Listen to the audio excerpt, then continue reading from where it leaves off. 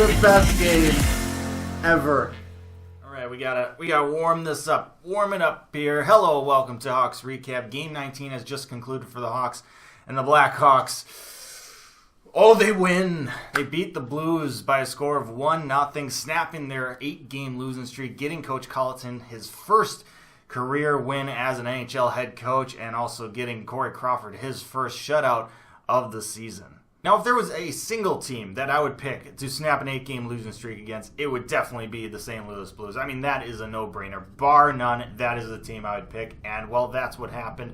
Not only that, but the Blues kind of started this 8-game losing streak for the Hawks. They beat the Hawks 7-3 a couple weeks ago, and so it only makes sense that they finish what they started. And the lovely thing about this is that we've already played the Blues 4 times this year. We're mid-November.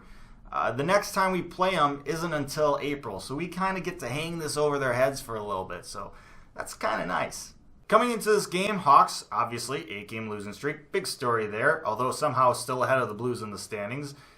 Blues have a couple games at hand, but still, nonetheless, both teams looking for a victory, looking to spark their season a little bit, plus it's a rivalry game, so there's a little extra incentive there. Now, the Blackhawks had to make a couple roster moves. Brandon Davidson out with an injury, which explains why he didn't play most of the third period in the last game.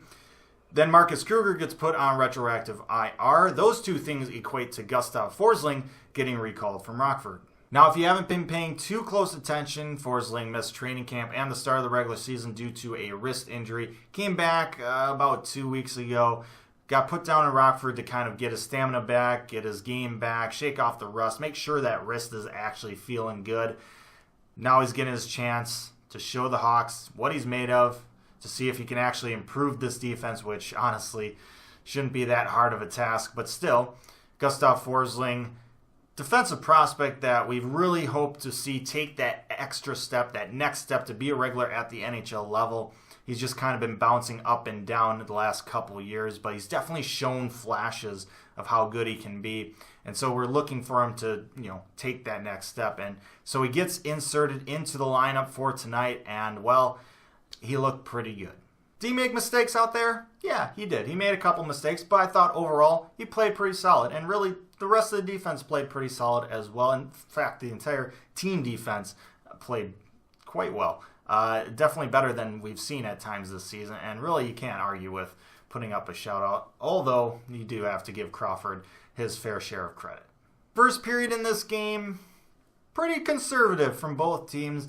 Neither team really looking to take many chances, didn't want to dig themselves into a hole too early, kind of just feeling each other out this first period. Now, I thought the Hawks probably controlled the play a little bit more in this first period, but I thought the Blues had probably the better chances. Nonetheless, both goaltenders stop everything that's thrown their way, and so this game goes into the second period scoreless. Start of the second period, the Blues really step on that gas pedal, get a couple good looks, and well, we all know how second periods have gone for the Hawks so far this season. It really hasn't been good, and so we're a little bit nervous right now how this second period is going to turn out. But Crawford stands tall, says no to everything, and then 4 minutes into the second period, the Blues commit a penalty, and the Hawks go on a power play.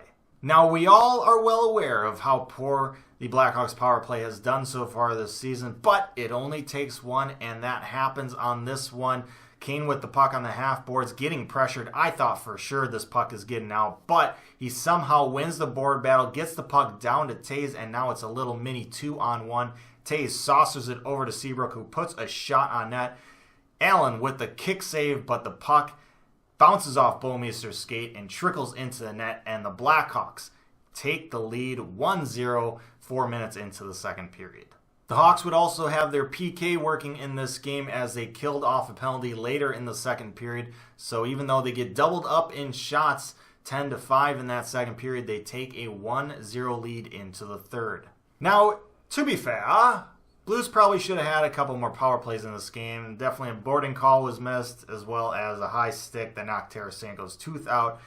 The refs kind of seemed like they were in the let's let them play mode, which obviously can lead to missed calls or just not calling things that probably should have been called.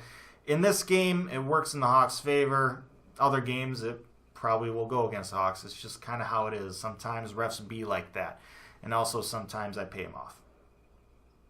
In the third period, Blues obviously pressing a little bit, trying to tie the game up. They outshoot the Hawks 10-4 in the period, but I actually thought the Hawks played pretty evenly in that period. I thought it was fairly even in terms of possession. The Hawks had a lot of possession. They just didn't really shoot the puck, or if they did, they missed the net. Like, the Hawks had zone time and they controlled the puck quite a bit. They just, kept passing around looking for a really good shot and just never got it. And you got to credit the Blues probably for taking away opportunities there, but it wasn't as, dominating as maybe the shot chart would suggest for the Blues.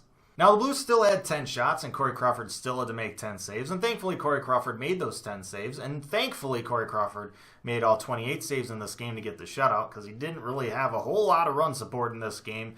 Now, the Blackhawks did have 2 empty net chances late in the game when the Blues pulled their goalie to really, give Corey Crawford some help and ice this game, but a little guy by the name of Tarasenko does his best Scott Foster impression and says nay. He first poke checks it away from Artie and then stands in front of a Patrick Kane slap shot. Are you serious? Are you kidding me? Are you nuts? Well, I've already lost one tooth. Might as well lose them all. Seriously, though, I have nothing but respect for Tarasenko. The guy is insanely good at hockey. Just a stud of a hockey player. And he doesn't do anything dumb or stupid or anything that would make you hate him. Besides just being really good at hockey and, well, wearing a Blues sweater, which is pretty damning, really. But still, nonetheless, mad props to him. Holy crap, that was nuts. So the Blackhawks hang on, get the 1-0 win, snap their 8-game losing streak, get Coach Colliton his first career win as an NHL head coach, and things just feel right with the world. Next up, the Blackhawks have a day off before welcoming the Los Angeles Kings into town. The Kings have had a pretty horrid start to the regular season as well, so this offers a pretty decent chance for the Hawks to maybe, just maybe, start a little bit of a winning streak here. And so with that, I say thank you so much for watching this episode of Hawks Recap. Let me know your thoughts on the game down in the comment section below. Like, share, and subscribe. I appreciate that as always. If you want to go above and beyond to support me, I have links to merch and Patreon down in the description of this video. Check those out if you are interested. But most importantly, as always, stay safe, make good decisions, and I'll see you next time.